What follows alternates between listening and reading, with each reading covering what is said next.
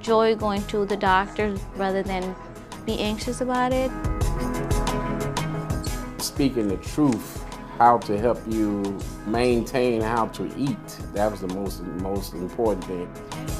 You can't be every day. If you have agreed to be in the program, signed up for it, then you realize it makes you focus on your body.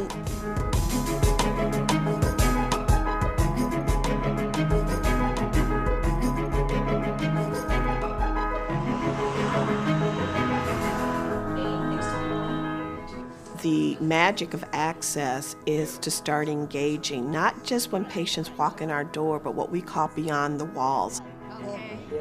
We go out and work with other community-based organizations, faith-based organizations, so that we can better understand what are the challenges in that community.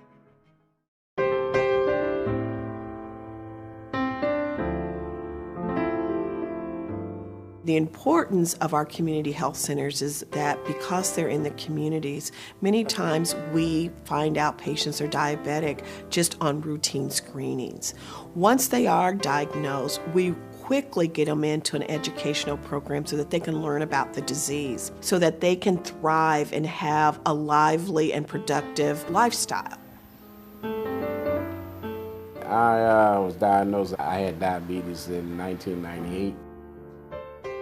You know, it runs in the family.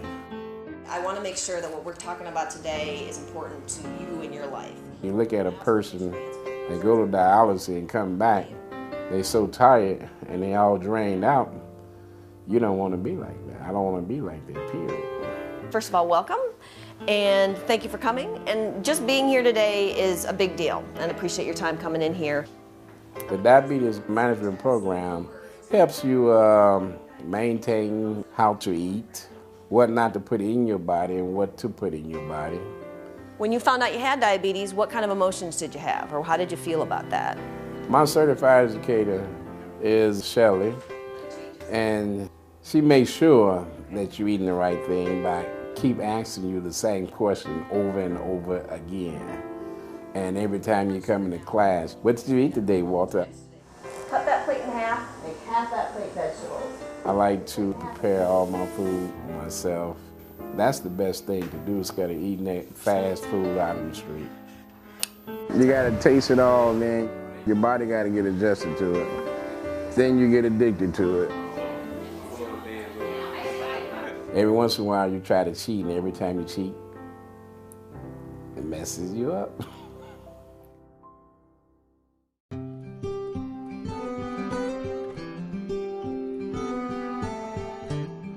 We deliver close to 4,000 babies every year. That's a lot of babies, and that's, for many, that's a lot of new moms. Through a program called Centering Pregnancy, we're able to bring in a cohort of 9 to 15 women who live in the same community. Not only do they bond, but they learn together, they support each other. So I was about 5 months when the group started. We were about 7 or so women. Y esa persona va a aventar la pelota y voy a decir el nombre de la persona, un ejemplo, Gonzala. We actually played a game and everyone got to know each other. Oh, sí. Cecilia, María. María Isabel. Son la misma persona. María. Rosa. Everyone became very comfortable in sharing a lot of the emotional issues, which really helped talking it out and figuring out, you know, maybe I'm not the only one feeling this way. At the beginning, it was very, very tough because it was my first baby, so everything was new. It's just pacified. The benefits were the time I got to spend with the midwife and the group and nurse and everything. With every class, I became more comfortable knowing what would happen in the signs of labor and knew what to expect. I was anticipating to be very stressed out and anxious, and that really helped. También hay la posibilidad de una transfusión de sangre por un suero. Sí. Okay. Pero esos son los otros dos métodos. Pero si no hay... It's interesting, yeah. This is Galen. Galen is going to be 5 months old in 3 days. He's a relatively calm baby, but he's got his moments, as all babies do.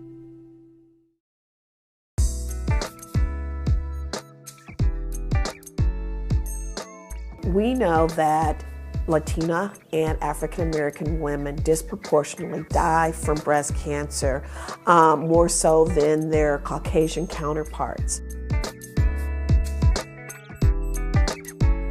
We've really worked hard to align with our faith partners throughout many of the communities to get the word out. We know what we have and where we're going. Yeah. Yes. I had 2 friends who died from breast cancer. One of our sisters was able to say she's a survivor, and we did not know this. And she was willing and able to speak to the group, and that would mean the church at large. We are alerted that this is an issue, and certainly it is a huge issue with African Americans and Hispanics, and this gives us pause for thought. The Access Walking Wellness Program entails reporting the number of steps that you take per week, and it also entails the Penna Sister idea that mammograms will be taken by the people who have been pinned. We have a group meeting, the women do, once a month. I think it's up to us to make sure that this message gets to everyone that we can reach. Paul is talking about baptism of the Holy Spirit. The women's, I think, is very powerful. When they get together, we can do things.